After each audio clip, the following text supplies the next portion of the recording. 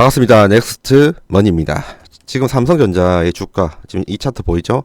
삼성전자의 주가는 2024년 7월 11일 이후로 지속적으로 하락을 하고 있습니다. 중간에 한 번의 기술적 반등이 일어났고요. 그 기술적 반등 이후에 21선과 61선의 데드크로스가 일어난 이후부터 지속적으로 주가는 하락을 하고 있고요. 이렇게 하락을 함으로 통해서 개인들이 많이 지금 주워 담고 있죠. 얼핏 보면 지금 49,900원에서 바닥을 찍고 반등을 하려고 하는 모습처럼 보입니다. 하지만 제가 미리 여러분들에게 말씀을 드릴게요. 지금 이렇게 된 숄더를 찍더라도 위에 있는 이 61선에서 끊겨서 다시 추가적으로 하락을 할 확률이 더 높습니다. 그 사유는 수급적인 측면에서 외국인들의 이탈이 너무 심하기 때문이에요. 외국인 같은 경우에는 삼성전자의 주식을 8월 달부터 지속적으로 매도세로 굉장히 많이 팔았습니다. 만약에 연기금이 나서서 방어를 해주지 않았다면 지금 이 하락선보다 더 큰 하락을 겪을 수도 있는 상황이었거든요.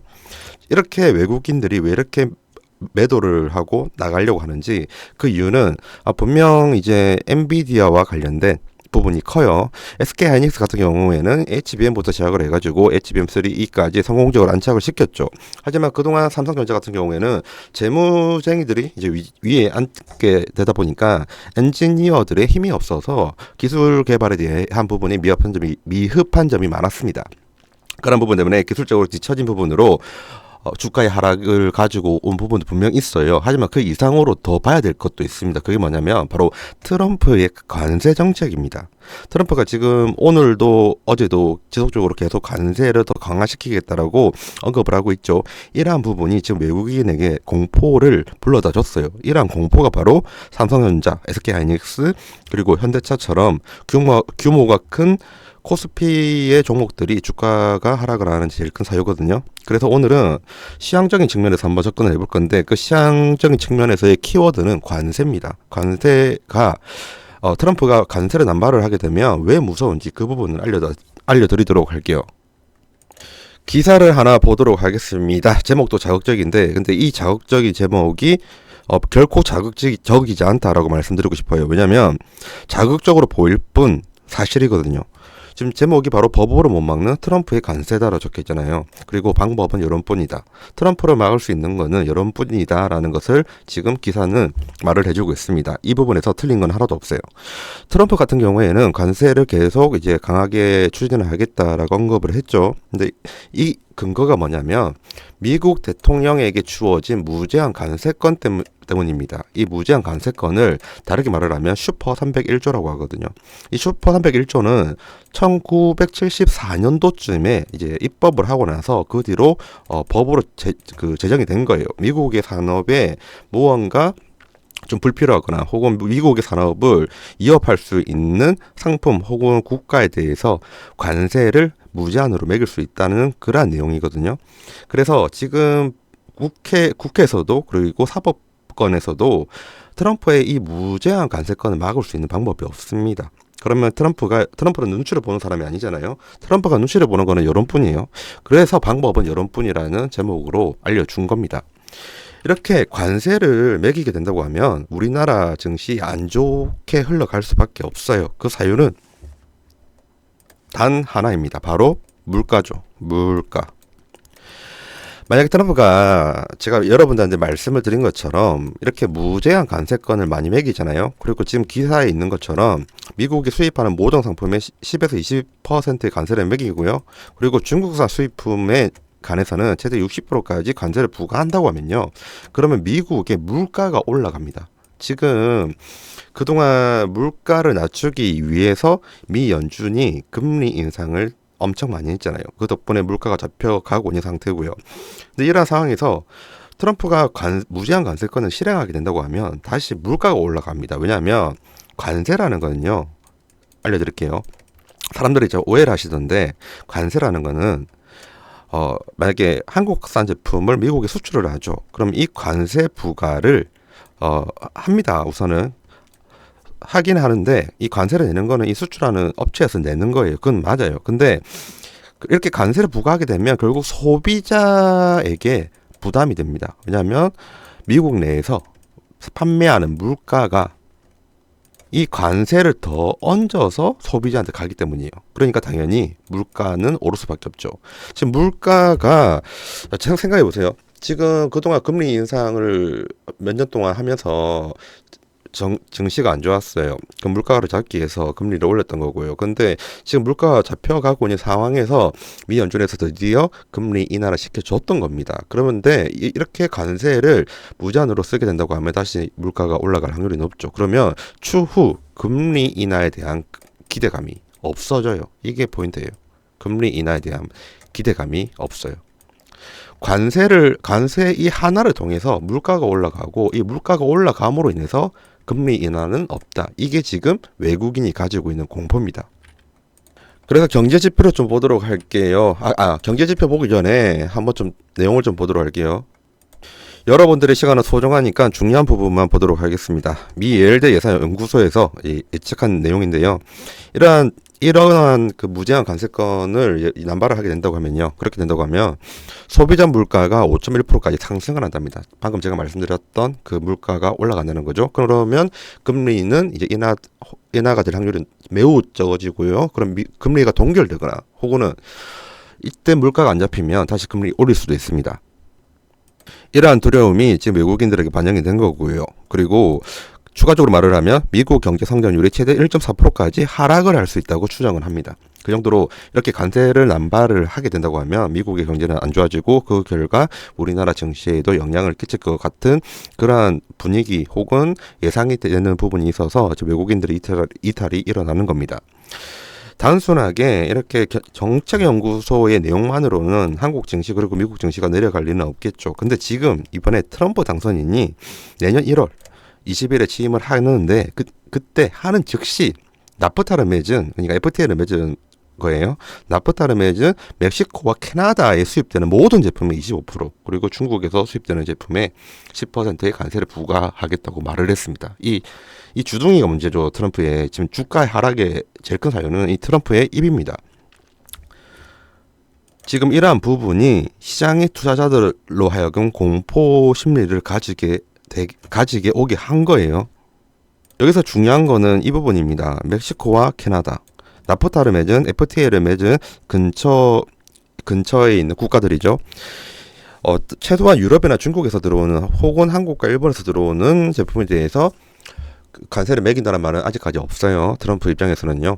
근데 지금 그동안 이제 경제적으로 미국과 굉장히 우호적으로 지냈던 그 멕시코와 캐나다 쪽으로도 관세를 매기겠다고 하니까 이제 한국, 일본, 중국, 유럽 다 난리가 난 거죠. 이 공포 심리가 전 세계로 전염이 된 겁니다. 그래서 추후 삼성전자 그리고 SK하이닉스 혹은 코스피의 대형주들은 더 떨어질 확률이 높아요. 사실적으로 떨어질 수밖에 없는 그런 부분이 보일 수밖에 없고요.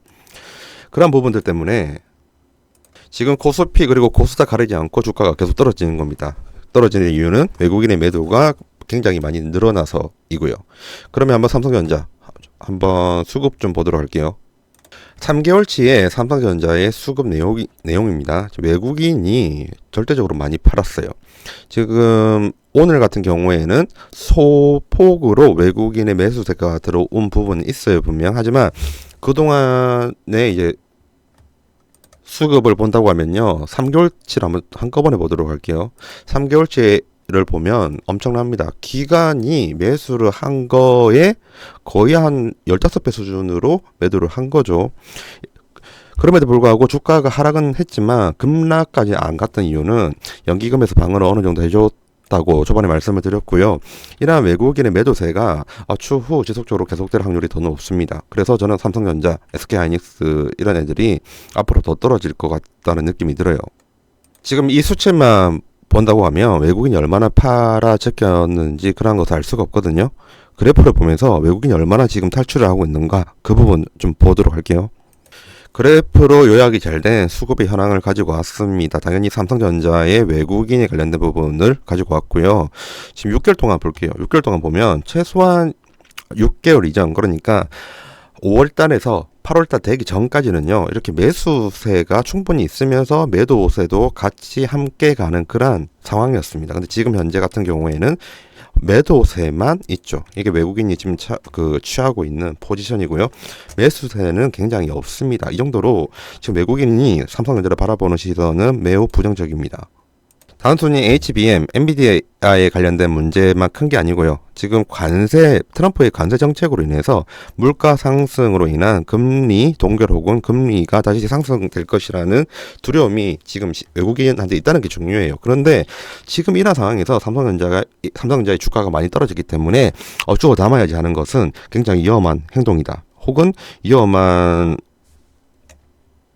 생각이다라고 말씀을 드리고 싶습니다.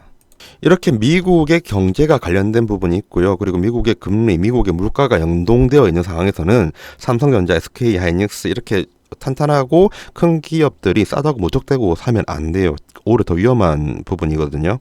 그래서 이러한 상황일 때는 좀 뭔가 테마적인 부분에서 빨리 치고 들어갔다가 나올 수 있는 그런 부분을 보시는 게 좋아요.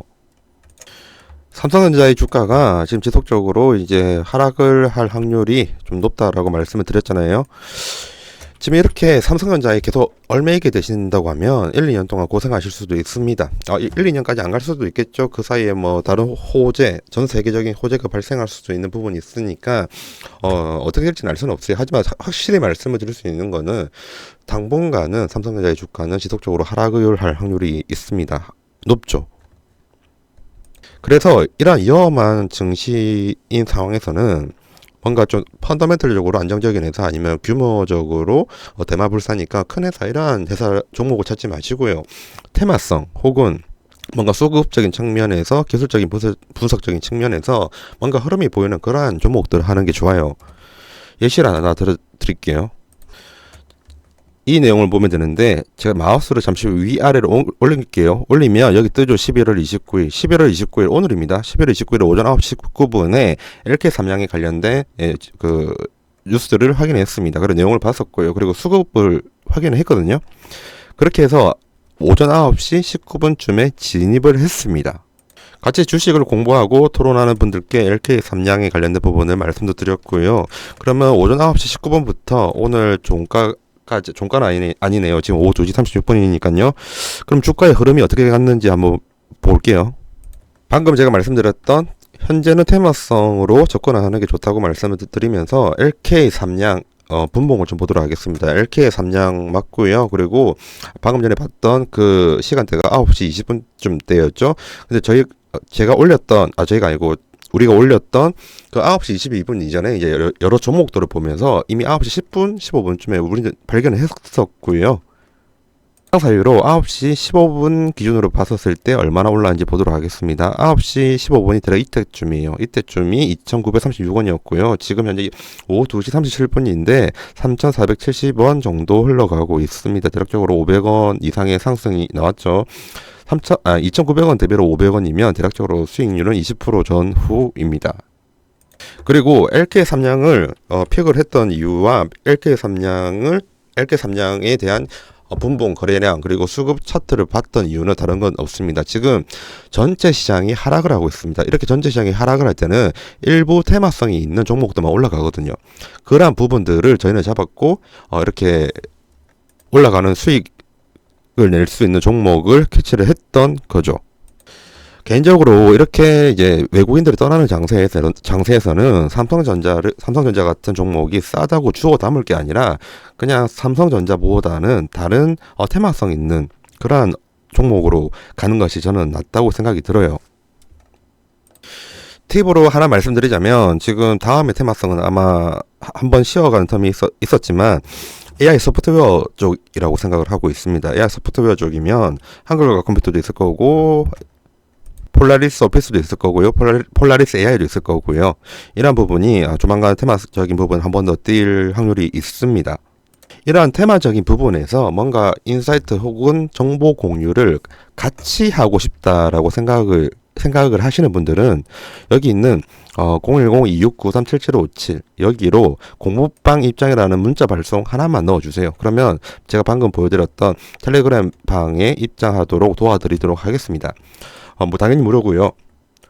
주식의 노하우 쪽은 뭐 본인들이 각자 가지고 계셨다고 하시는 분들은 상관없지만 이번 장과 같은 테마적인 부분의 종목에 대한 정보를 받고 싶다 이런 분들은 오셔서 그냥 정보만 보고 챙겨가시면 됩니다. 제가 여러분들한테 이렇게 말씀드리는 이유는 다른 거 없습니다. 제가 계속 말씀드리지만 외국인이 떠나는 시장에서 삼성전자 같은 업체를 계속 매수하다 보면 마음의 고생이 심해지기 뻔한 부분이 보였습니다. 저는 원래 가치 투자를 신봉을 하고 모멘텀 투자를 하는 스타일입니다. 그래서 가치 투자와 모멘텀 투자를 이제 여러분들에게 권유를 하는 그런 스타일인데, 이러한 시장에서는 절대로 가치 투자와 모멘텀 투자를 권유하지 않습니다. 지금 모멘텀적으로 너무 안 좋고요. 그리고 가치 투자로 지금 시작을 하면 긴 시간 동안 마음의 고생을 할 수밖에 없어요. 그래서 이러한 장에서는 테마적인 부분 아니면 수급적인 부분에서 단타로 들어가셔야 됩니다. 이러한 정보를 공유하고 있으니까 010-2693-7757 이쪽으로 문자로 공부방 입장이라는 문구만 보내주세요. 그러면 텔레그램 입장하셔가지고 정보만 받아가셨으면 합니다. 이게 다고요. 지금까지 긴 영상 봐주셔서 감사드리고 다음에는 더 좋은 영상으로 찾아뵙도록 하겠습니다. 감사합니다.